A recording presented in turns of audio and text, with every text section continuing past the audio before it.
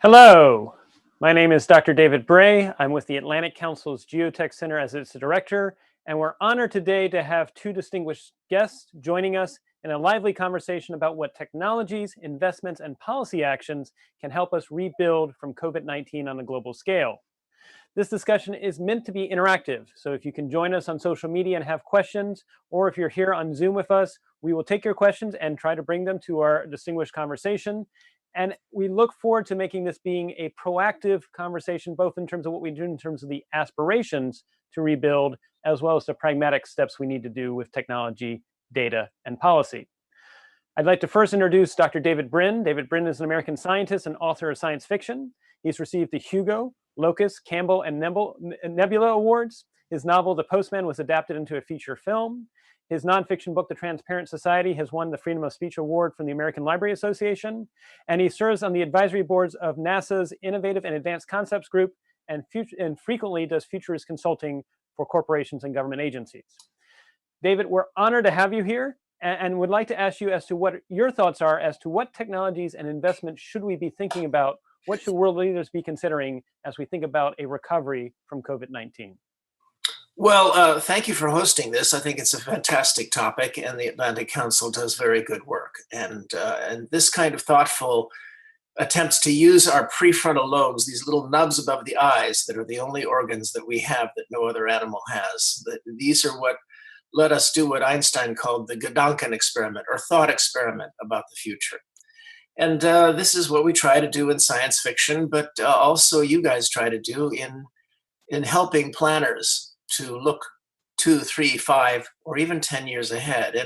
And the crisis that we're in right now is obviously was exacerbated by a failure to pay attention to people who were pointing 2, 3, 5, or 10 years ahead. And one of the things I'll supply to you to link for people, for viewers down below, is a short story of mine, a piece of fiction from 15 years ago, talking about how viruses negotiate with their hosts.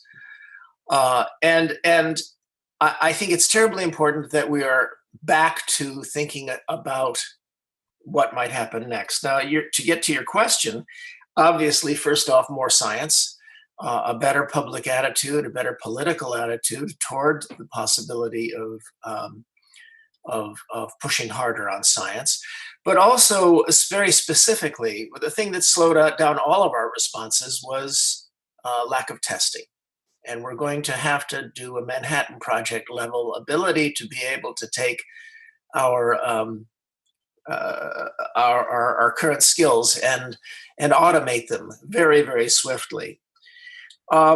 This whole COVID stay-at-home thing is going to get several industries which have lagged, and one of them is meeting wear, which we're using right now and is very primitive, collaboration wear for businesses.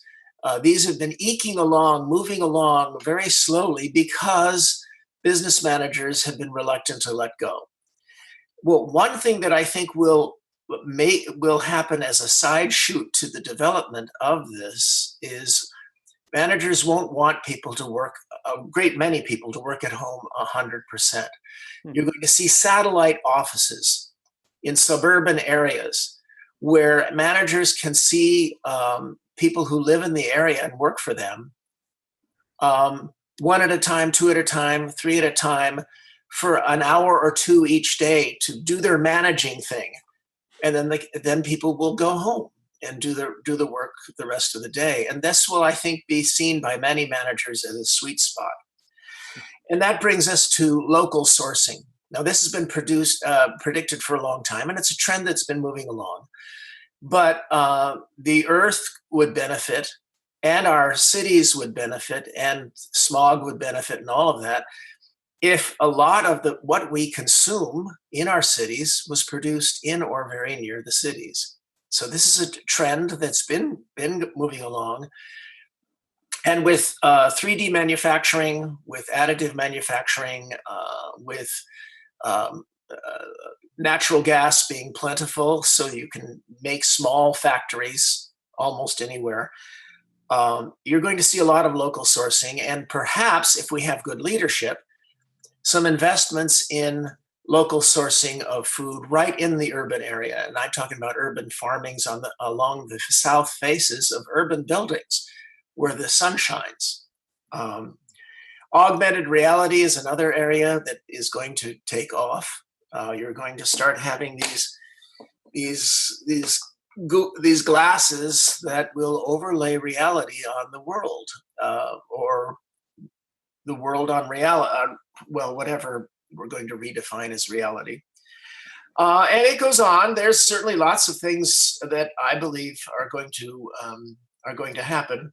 The most, I think, one thing that I predicted about 3 weeks ago is happening, especially in California, and that's Governor Newsom exempted infrastructure projects from stay at home.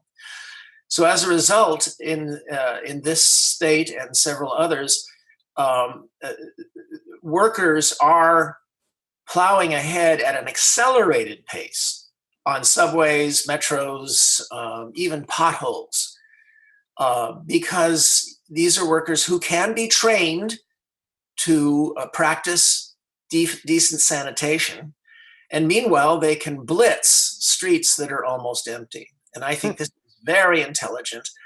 And this is a possible way to get things geared up for the only kind of massive expenditure that can get us out of the coming depression. And that is what people have been talking about for 10, 15 years and delaying. And that is massive infrastructure spending, because what this does is it plows money into the working class, which spends it immediately, and you get high money velocity. None of the supply side economics experiments have ever worked, as Adam Smith himself would have predicted, and he did predict, because those investments, those infusions of money lead to lowered money velocity. They always do. And with that, I think that, that was enough blather. There are other things we could get into, but, that's a bunch of things that I expect on the near horizon. And Dr. Newcomer, I think, will probably have some very important things to say about how this is going to change us as a people, as a society, as a political, as a melange of both American and international political entities. And I can't wait to hear her speak. Excellent. Well, thank you, David. And definitely, it sounds like we have some changes afoot with the future of work, the future of how we interact, and like you said, quite possibly, hopefully, some renewed interest in investing in infrastructure. So with that said, I'd also like to introduce Dr. Catherine Newcomer. Dr. Catherine Newcomer is a professor at the Trachtenberg School of Public Policy at George Washington University. She teaches graduate courses, and she focuses on nonprofit evaluation and research design. She's published 6 books. The most recent came out this winter from Brookings, entitled U.S. Inspector Generals, Truth Tellers in Turbulent Times. And she is also a fellow at the National Academy of Public Administration. Kathy, we're really glad to have you here. I would ask you sort of a similar question with a focus on policy side. What investments and policy action should we think about in the US as well as globally to help with the COVID-19 recovery? Thank you very much, David. I'm honored to be included in this conversation. I'm going to have 3 basic themes today that I will come back to, and I think I'll be able to link how technology relates to them. And they are trust building, evidence building, and transparent accountability. I think that one of the things that this is the current crisis has demonstrated is that nothing is going to get accomplished without cross-agency, cross-governmental level, cross-sector within our country, as well as international cooperation. We're not going to be able to do anything without trust building. Another aspect that I think has been highlighted by the huge racial disparities of the people that have been affected by the pandemic are the existing structural racist institutionalized practices. We've had policies that have produced the sorts of racial lines. Currently, I'm working on a book which is called Equity-Based Evidence.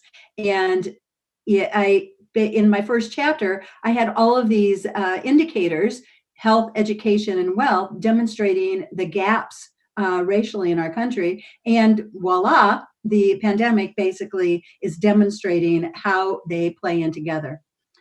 My second point about evidence building is something that is not that far off. The Commission on Evidence-Based Policymaking in September 2017 offered about 22 recommendations.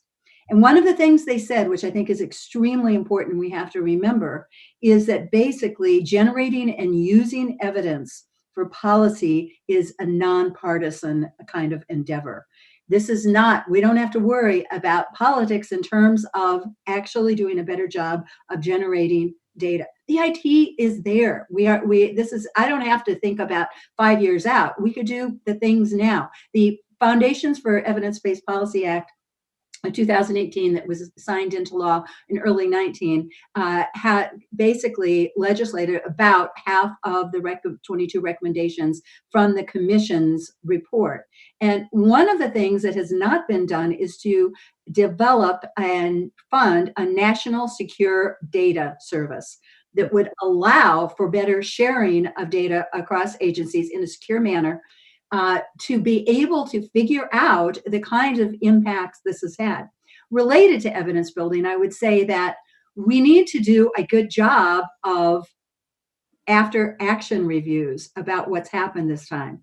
This was done after the Ebola crisis a few years ago, and we need to learn.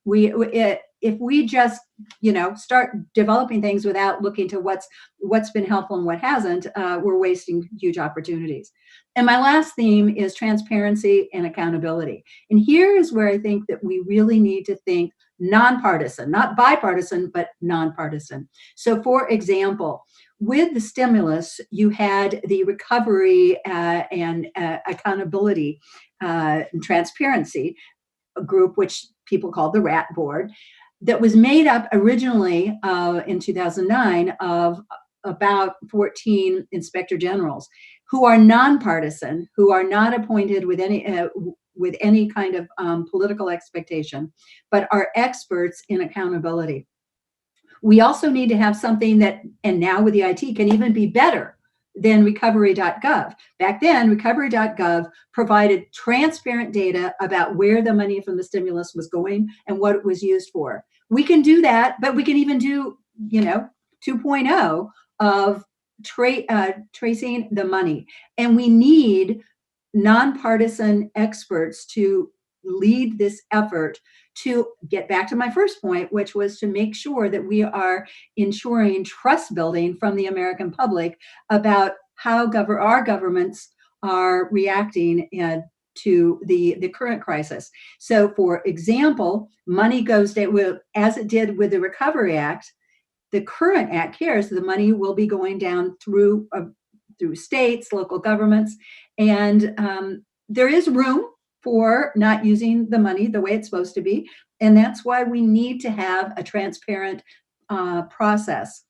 We have fantastic public servants, people like the former commandant of the Coast Guard, Thad Allen, who led the federal response to both Katrina and the BP oil spill.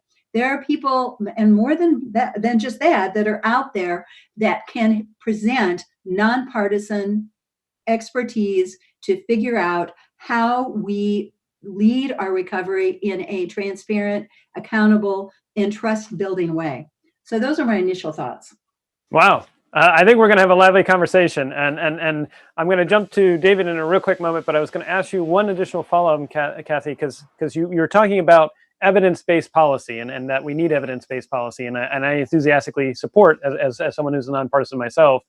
At the same time, I can recall we were having conversations in 2009, 2010 to try and do evidence-based policy, especially when it came to science policy.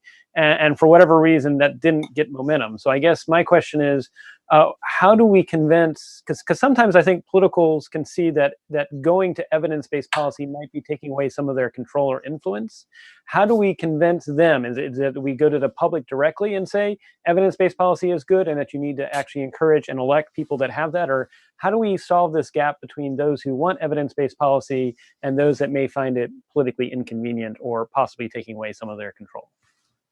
Well, as a political scientist speaking here, we're never going to have any policy that is absolutely just simply driven by evidence. There are clearly, it's like talking about performance-based budgeting. Both terms are the holy grail. They aren't going to happen, but the point is to figure out how you do this in a better way. One thing that's different from 2009 to 2020 is that with the Foundations for Evidence-Based Policy Act, you have a variety of specific legislative measures that have helped at least the federal agencies to do a better job of thinking about how to generate and use evidence in, for example, having the chief evaluation officer, evaluation plan, a learning agenda. And so we have more tools than we did then. I think there's also recognition from some skeptics, such as myself, that you need to actually do a better job of developing leaders and managers so that they actually know how to measure and utilize very relevant, useful, and competent evidence.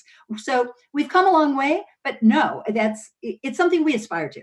It's an aspiration, but it's good to have. So Yeah. with that, David, Kathy was talking about transparency. Of course, you've written The Transparent Society. Could you give us some thoughts both on transparency and any additional thoughts as a rejoinder to what Kathy just shared? Oh, I believe that this is an extremely valuable person. One reason is because she's saying things that I absolutely agree with, so I'm biased. The Transparent Society was my attempt 20 years ago, and I've been fighting ever since to get people to understand a phrase that Kathy used several times, and that's transparent accountability, though I use reciprocal accountability, because that is the great invention of our Enlightenment experiment that finally managed to make a Renaissance resist the normal human attractor state of feudalism for more than 2 generations. Periclean Athens did it for about 2 generations. Florence did it for about 2 generations. We've managed for about 10 to have successively, gradually improvement of a deeply imperfect renaissance of freedom and all of those things, and creativity, vastly more productive than any other society, vastly more successful in any metric. But it's not freedom per se. It's not capitalism per se. It's the thing that those things allow, and that is reciprocal accountability, because human beings are delusional. And across 6,000 years of human history, 99% of cultures were ruled by narrow male castes of guys with swords or magic wands, who were able to repress the only antidote to their delusions, and that is criticism. So it's the free flow of criticism that enables us to overcome errors. Take a look at what's happened with facial recognition. I mean, all the hand-wringing of the activists, and by the way, the activists, I'm on their side. Give money to the Electronic Frontier Foundation, ACLU, all that. I love these people, but they often don't look at themselves as a phenomenon. The hand-wringing over facial recognition resulted in quick studies and changes to the face recognition systems in more speed and more real time than anything I've ever seen before. The inherent bias of the algorithms, for example, was pounced upon within months, within weeks after the algorithms were released. That's the key word. The algorithms were released. And so this process was able to take place. Now, I couldn't agree more with Kathy's emphasis on the inspectors general. They are the canaries in the coal mine, and when they start getting fired or bullied, we have a real problem. Now, in my recent book that I self-published because it couldn't come out, my regular publishers wouldn't bring it out in anywhere near good enough time. In polemical judo, I talk about one thing that would really make a difference. Sun Yat-sen, when he established the Chinese Republic, called the inspectorate the fifth branch of government. The fourth is keeping us alive right now, and that is, and Kathy mentioned that too, and that's the civil service. The brilliant and hardworking so-called deep staters. Yeah, I never was read into that compartment. If a deep state exists, I was never told that it exists. I know. It's just 500,000 people all agreeing to the same conspiracy. Yes, this is highly human. But the fifth branch of government that Sun Yat-sen spoke of could be established with security, nonpartisan rather than bipartisan, in the United States, with a bill that would take 1 page. And that is to establish a uniformed service of the inspector, just like the public health service is uniformed, and and NOAA. And so that gives them a sense of elan and training and oath keeping under an office called the Inspector General of the United States. Mm-hmm. And they are simply removed from the chain of command of their agencies and report to her, to the Inspector General of the United States. And that could be done in 1 page. And if that, I think, were done, I think it would have tremendous effect. So basically, I'm using my time saying, wow, trust building, facts are biased, and this is why I believe certain forces in our society have made the fact-using professions the bêtes noires of their movement, mm-hmm. And it is vitally important that the opponents of this putsch should realize that racism, etc., are distractions from. I think this is terribly and politically incorrect for me to say this, and I will get in trouble for saying it. But the people who are hurt the most by what's been going on, who are the poor, racial minorities, genders, they are being hurt the most. But they are not the main targets. Why would the powerful worry about the powerless? Think about it. The powerful's main thrust is to disempower powerful forces that stand in their way.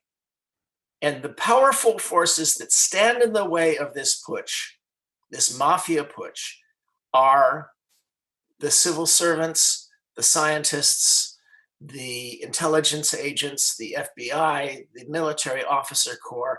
These are the fact professions that are actually being derided far more often than other races by the oligarchic media. Well, so I hope that's interpreted correctly, because I hope that's interpreted by others as not demeaning the importance of racism in all of this. But and making sure we're inclusive. And I think what you're saying is we definitely need to be mindful of those that are either because of race or because of wealth status or gender have been not as included in the uplift that was happening even before COVID-19 and need to be included going forward. They're hurting more.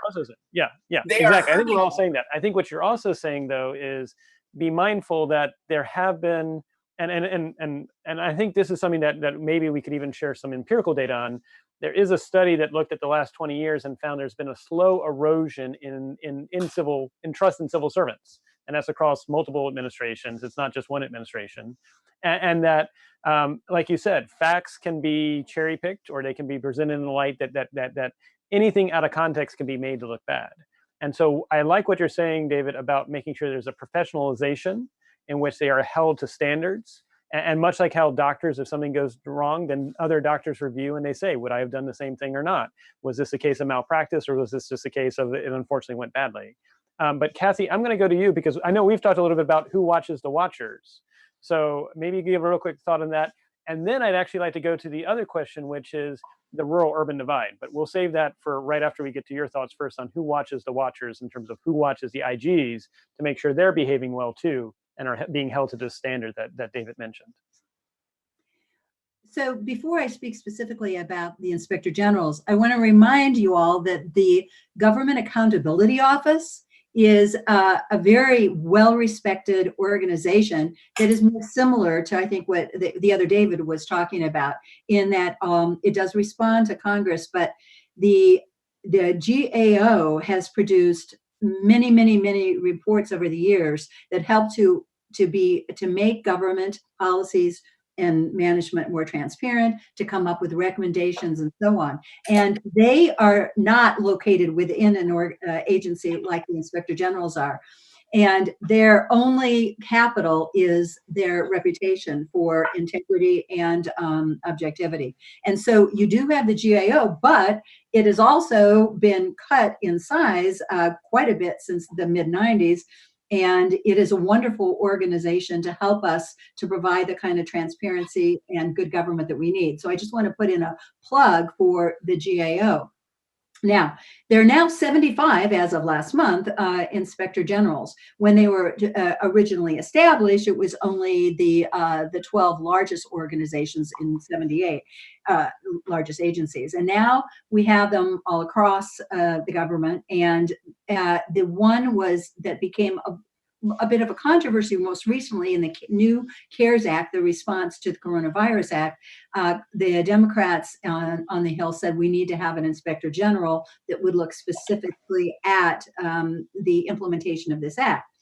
And the point about Inspector Generals is that they, as we all say, they walk a barbed wire fence in terms of being accountable to both the agency heads or the executive branch and the Congress at the same time. And so the notion is that because their two key stakeholders are going to be watching them, they need to make sure that there is nothing that they do that is either perceived as partisan or not objective. And so this is how they are held accountable, in that when something happens that either the Congress or the agency or even the White House thinks is going, crossing the line between, for example, being at all partisan or at all biased, there will be a public response. And so on a sort of day-to-day basis, it's kind of like legal quality and medical quality. When bad things happen, then you see the accountability.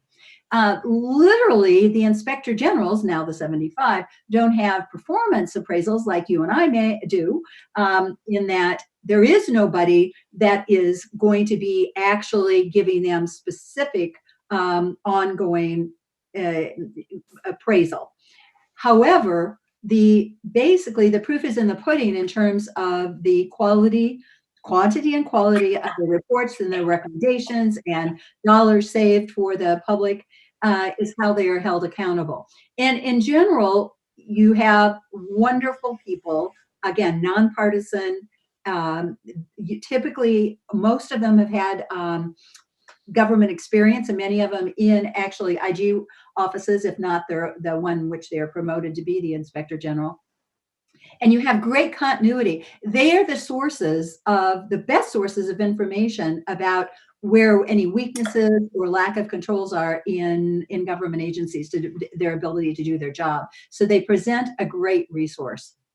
Okay, so recognizing that we're here to talk about tech and investments and rebuilding, and we've gone a little bit down the IG side, let's try to transition to the conversation that there used to be an Office of Technology Assessment that doesn't exist anymore. And we know it's hard enough to get technology expertise in the government to begin with.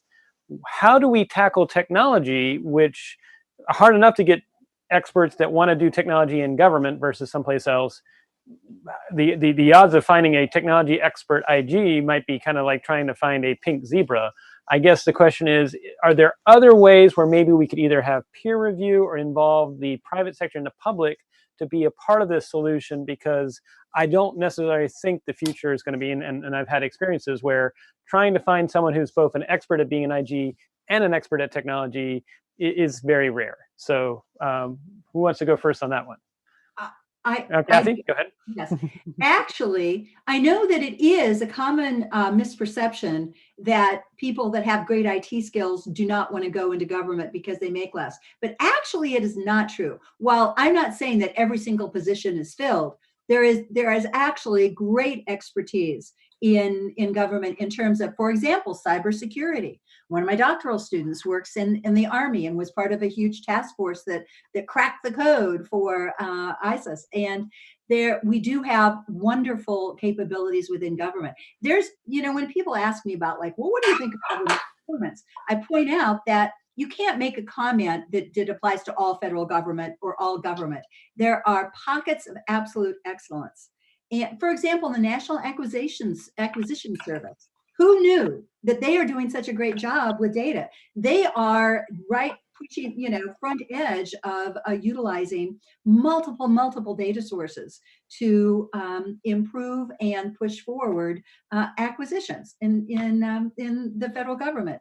And there are lots of really good examples. So while I'm not saying that every single position is filled, you would be surprised that there are many wonderful public servants who are working on cybersecurity and other aspects of IT right now. So, and I think, Kathy, not to disagree with you, but I would also say I worked with the Department of Defense that said they can get talent and they train the talent, but after about 3 or 4 years, if you're looking at the salary that the Department of Defense will pay versus a large technology firm, they lose that talent. So they bring them up, they train them, but they can't retain them.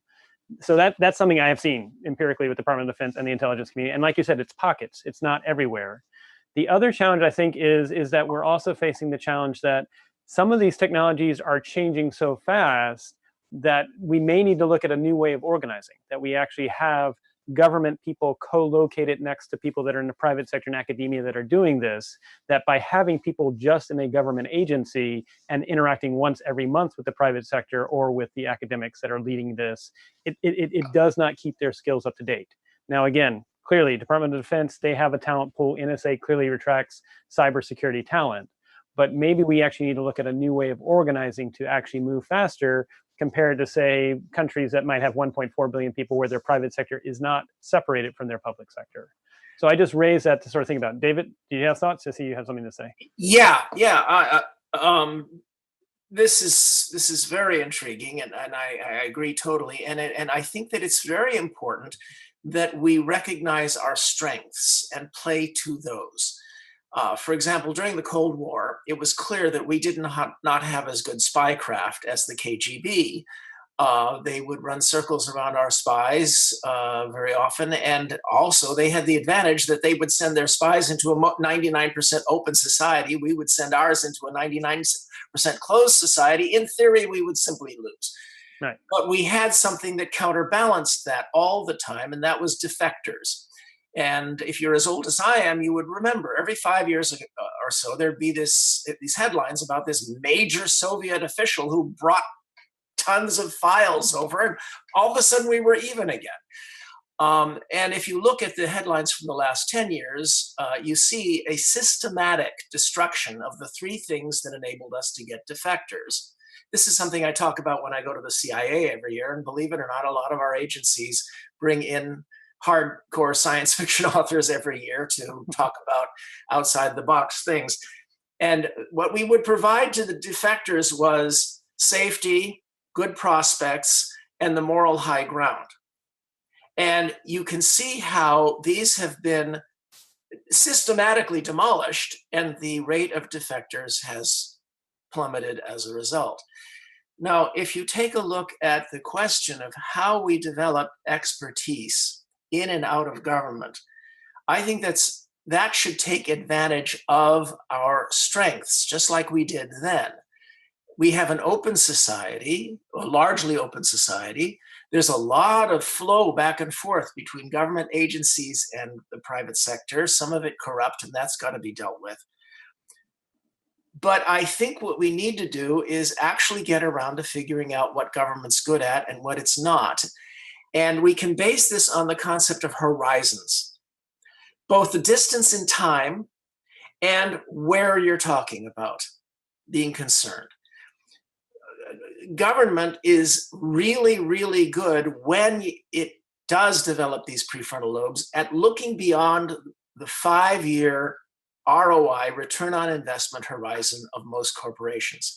Unfortunately, tax laws, et cetera, and many other things have reduced the ROI for most corporations from 5 years down to 1 year and down to the quarterly statement that would let the CEO get his parachute. Government has to, not only do we have to fix that, but government has to be able to provide seed funding that enables immediate problem solving in the short horizon, but also I'm on some NASA commissions that do this. What's beyond the 5-year horizon? No estimable profit, except that there's hundreds of trillions of dollars worth of stuff in the asteroids that we should be investing in going after. So I think one solution is to revamp our whole concept of what the military reserves are. And these people who we train should be subsidized to be members of the reserve of various government agencies. They go out, they get their good employment after we've trained them, and then they are expected to come back for meetings and drills once a month and stay up to date about government needs, and then go back to their employment. Nice. And I think it wouldn't take much of a revamp to do that, of the reserve concept. And down below in the box below, there will be a link to some of the work I've been doing on resilience and some of the measures the government should have been doing for the last 20 years to harden us against electromagnetic pulses, which can come from the sun or an enemy, to ensure that our 2 million solar roofs will actually operate in a power blackout, and the vast majority of them will shut down when we need them most, to develop peer-to-peer text passing on these. These cell phones shut down when we need them most. Right. And so folks can look up that link, and I'm sure Catherine will provide some interesting links as well. So I really appreciate it. I actually like your idea of what can we learn from how we encourage the defectors during the Cold War, because what we're probably trying to do is encourage talent either to stay and continue with government, even if there may be incentives to go elsewhere, or if they choose to go work in the private sector or academia, bring their talent back in some either reservist way or some way that benefits people. And go ahead, Kathy, yes. What I was going to say is the mechanism is already there. It's called the IPA, Intergovernmental Personnel Act, and it's been there for as long as I can remember, so a long time. It's just that we haven't used it enough. So there are some organizations that regularly allow their and encourage their top level folks to go and spend 6 months at top organizations, McKinsey or other private sector organizations. This happens now. It just doesn't happen as much as it should, because we have a society that basically hates government and thinks that the least government is the best government. And so we do not fund learning. To be able to fund those kinds of opportunities, you have to recognize that we want to support and actually fund ongoing learning. And the public, as embodied in Congress, has been pretty stingy in thinking that things like, training and development, that's the first thing to go. We don't have enough, for example, travel, so that even the people running federal programs can't even go travel to actually visit grantees and local providers of services. The other thing is that we already have lots of interplay between the public and private sector, but I want to get back to my themes. Is the first one was trust building. And you're right, trust is the lowest it's ever been, not only in our country, but in basically all of Western democracies, by the way. And the trust in government and in pretty much most authorities, even including academia, you name it, institutions, is extremely low. That's why I started with trust building. There's one good thing I could say that I would say it could be a result of the current crisis. And that is that maybe people will recognize that we do need to work together, private sector, public sector, nonprofit sector, cross boundaries, cross governmental levels, that we need to work together and respect one another's expertise and what we bring to the table. For example, right now, the Gates Foundation, the state of Washington, and University of Washington are talking about what they're going to do now, tomorrow. And that's the kind of wonderful kinds of organizational collaboration that I think we need to inspire and support, incentivize. I'll come back to that when you come to our asking us for outside the box thinking. Sure. So we've got about 20 minutes left, and I'm going to toss out three possible paths because I recognize there's many themes that have been emerging from this. First, when we were talking about tech and data, we have not talked about automation and robotics. And so I raise that because is that something that can either help us here, or is it going to be a challenge? Because at the very time when we're dealing with increased unemployment and people trying to find jobs, if people start investing in automation and robotics as a response to COVID-19, is that going to create a tension between those that are investing in the automation robots and those that are looking for jobs? That's one. Second, I'm going to toss out for us to consider as well is what do we do about the rural-urban divide? Right now, it is perceived, at least in the United States, and this is also true in other places in the world, that mainly COVID-19 was more problematic in urban areas. But rural areas haven't really seen it as much, partly because of distancing, possibly because of a lag effect. But at the same time, the rural areas are seeing the most job loss, or at least the jobs that won't ever be coming back, versus urban areas will find some way to get back there. And so what do we do about the rural-urban divide, and what type of investments might actually try to solve that as well? And then third, we've been talking about how we can actually bring together the public, the private sector, and academia on a project. And I think, David, you said like a Manhattan-like project. Do we need to think about something that actually tries to bring together people to make sure we don't have another pandemic again? As I think you said, David, that there were people warning about pandemics for the last 2 decades, and that this was just a matter of time when the dice were going to roll and it was going to come up snake eyes. But I raise that because is this something we're now facing where we have had this low probability event, we've seen its impact, maybe now is the time to try and figure out how we make our planet more resilient and actually try to make sure future pandemics are not as bad.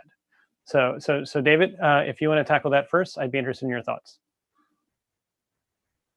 Those, right? The pandemic thing. Well, what can I say? When this first started, a number of pundits were saying, this has actually got a silver lining to it because it's a drill that will make us never the same in our complacency, with an actual death rate that's pretty low. Now, there are things that frighten me about this version of the SARS virus. As a coronavirus, like the common cold, it has some weird effects upon our immune system where we forget. The flu manages to stay active with us by mutating new versions. Coronaviruses don't mutate as fast as the flu, but they have some weird ability to make our immune systems forget them, so that they can come back, but generally in a milder form, which brings up some of the things that we're really worried about, and that is people getting reinfected or ill again.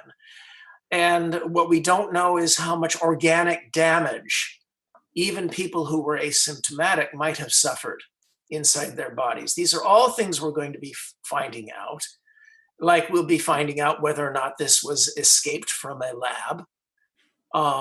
So these are all, and if so, should there be draconian international inspections of all such labs? But in order to get that, we need to have a more proactive international attitude, which Kathy talked about, how the morale in the West has been, I believe, deliberately destroyed. When in fact we are more capable than we ever were.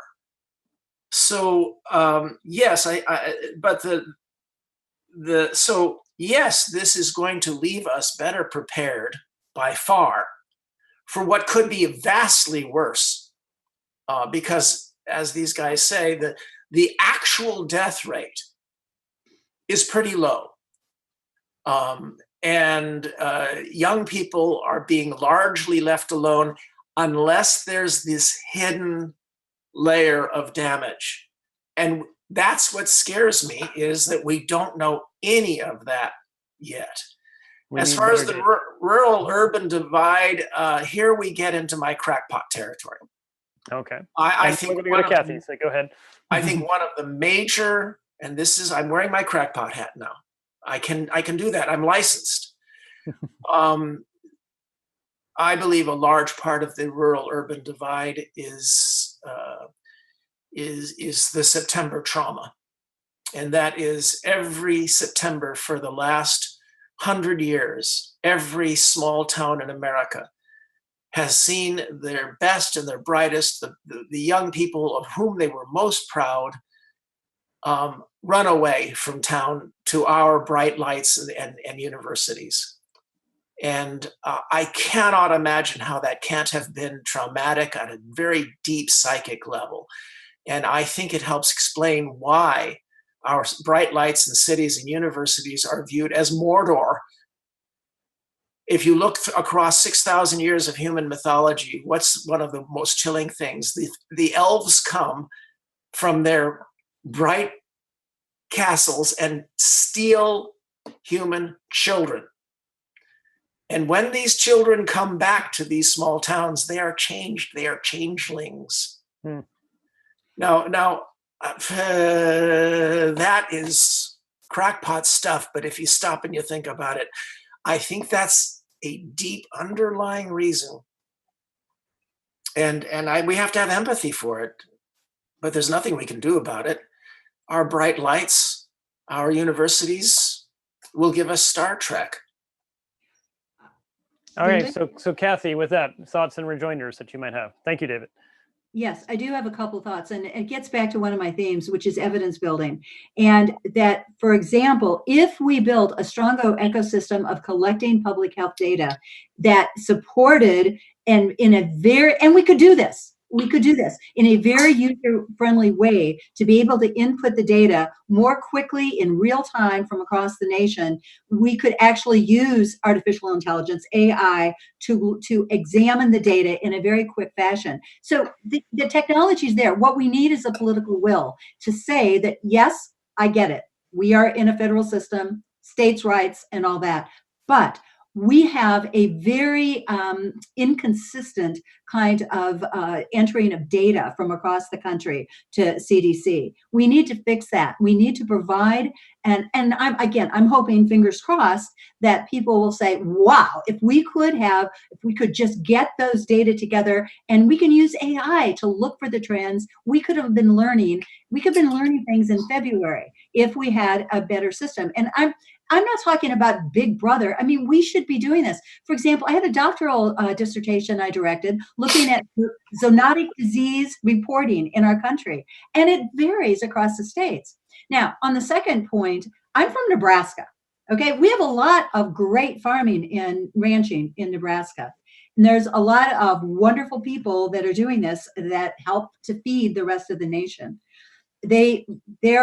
And while I understand, David, that there are people that leave the farm, but there are a lot of people that stay. The problem is, though, it is very difficult for individual farms and ranches to survive in an era where you have this consolidation of the mega companies. And our USDA remember the Agricultural Extension Service? That's been around for, 100 years. We have the capacity to figure out how to better support rural areas. This is not something that we have to, design from the get-go. Come on.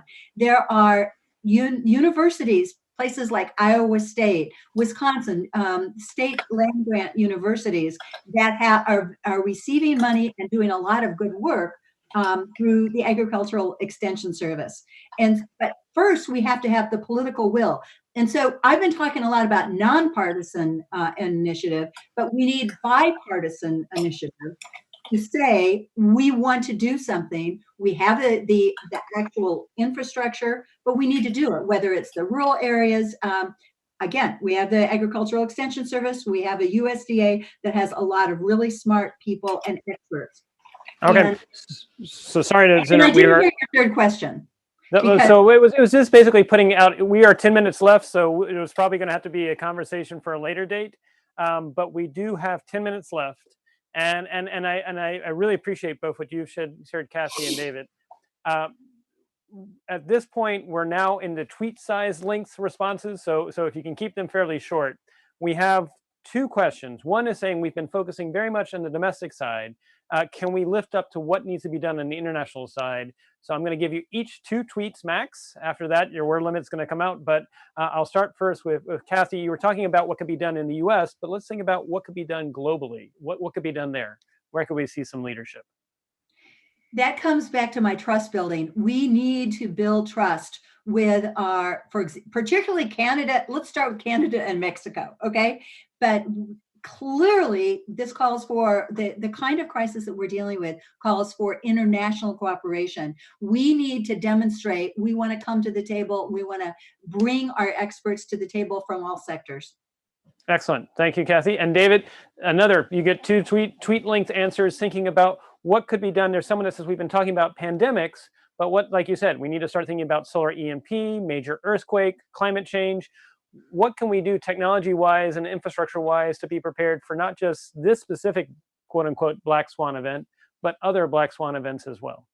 Well, one healthy response is to develop, as I said, more dispersed. This is a very American Canadian instinct, and it's a very good one, and that is more dispersed local sourcing, more reliability amongst. This is our tradition, but it must not go to the opposite extreme that I talk about in my novel, The Postman, where you get the doomsday preppers. And the most scary of the doomsday preppers are the uber rich who are doing this. I know a bunch of these guys.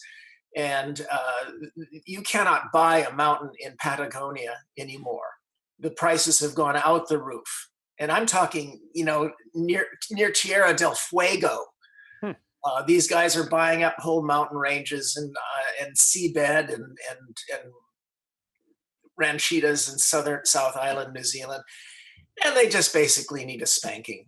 Just come on back. You get to stay rich, but invested in us. We're going to be taxing those, and in order to tax the ranchitas in Patagonia, we need to have an international order and make treaties in that regard. Now, you see, I segue between practical suggestions and crackpot observations because to me they're all one melange, one spectrum. One spectrum. It's all visible light. Yeah. No line between them. Well, I appreciate that. So we now have about 7 minutes, and I'm actually interested in everything we've been talking about. We talked about how we used to be able to do things, and we used to be able to do things, and the question that people have been asking is, where's the leadership now? And one thing I want to toss out, and again, looking for about 2 or 3 tweet size length responses, is, are we in an era in which, in one hand, we're now more connected now than ever, and that an increasing number of the population has either a cell phone or a smartphone. And yet, from my own experiences with the bioterrorism program, we had tons of misinformation around 9/11. We had misinformation around anthrax. We had around SARS. But people didn't have smartphones to add to the noise. And so while misinformation theories existed and some were circulating on the internet, it was still not it couldn't go as viral as it could now. And at the same time, we have had in a history in this country, at least, where we had yellow journalism in the 1890s. And that's when newspapers did not have subscriptions. And so they had to sell their papers on a daily basis.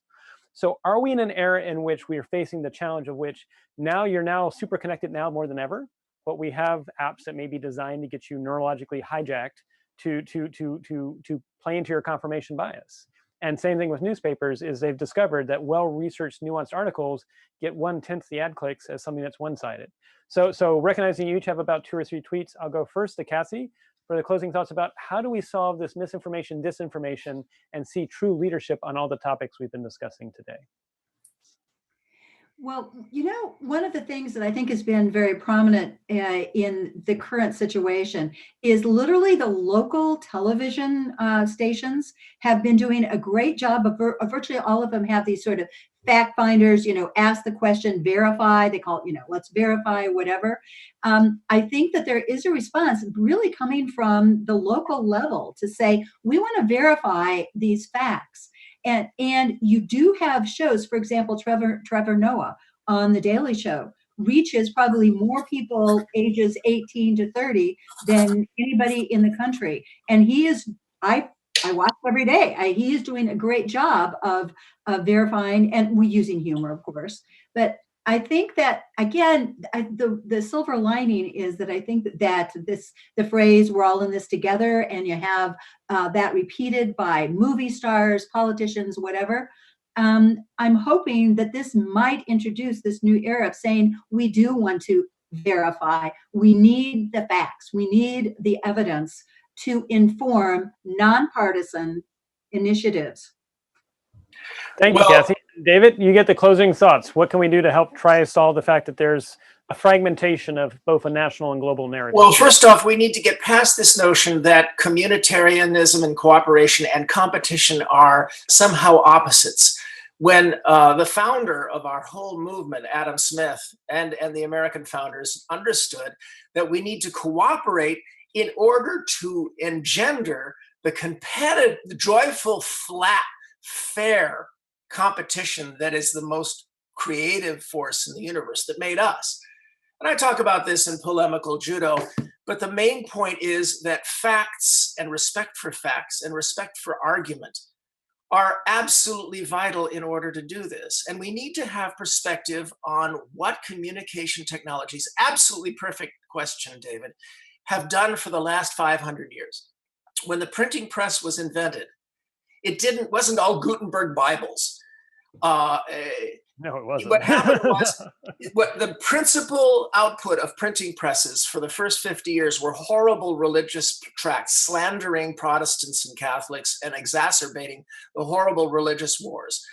What happened was, over time, the optimists proved right, and this new medium did elevate humanity. But there was a period of time in which people were susceptible to the manipulations. And this happened again when the printing presses became newspapers. And this happened again in the most lethal of them all when radios and loudspeakers arrived in the 1930s and gifted Savonarola's manipulators. This amplified the human voice to godlike proportions. They took over all over the world. And the biggest difference in the English-speaking world was that the gifted orators who became empowered by radios and loudspeakers in the English-speaking world were on our side. And I like to think that's because we chose them, but it could have just been a lucky break. Right. In any event, what we're experiencing right now is a series of these waves, a series, one after another, hitting so fast that we don't have time for the normal inoculation effects to make the public secure against the lies. And so it's going to have to be more systematic. It's going to have to be more led. And we need leadership to say, calm down, argue based on facts. And what I talk about in polemical judo is a weapon, and that is wagers. I think some billionaires out there need to step up and challenge Rupert Murdoch and Vladimir Putin and a bunch of other people, and some on the left as well, to flat out put their money on the lies. I think they'll back off. All right. Well, thank you very much. This has clearly been a full spectrum of ideas, from the practical to the aspirational and the idealist. I want to thank— And crackpot. Oh, crackpot if you want. All right. You have the honorary crack. So thank you, David Brynn, Dr. David Brynn. Thank you, Catherine Newcomer, for everything you're doing as positive change agents. This has clearly been a illuminating and inspirational talk about what we need to do to be more transparent, to build that trust, recognizing that there have been complicating factors on that trust, to think both domestically and ideally globally, and everything at the local level in terms of how we can rebuild from COVID-19. I want to thank you both very much, and truly appreciate you joining us for this conversation. Thank you very much, David. Oh, Catherine, you're a delight, and I look forward to our next conversation. Thank you very much.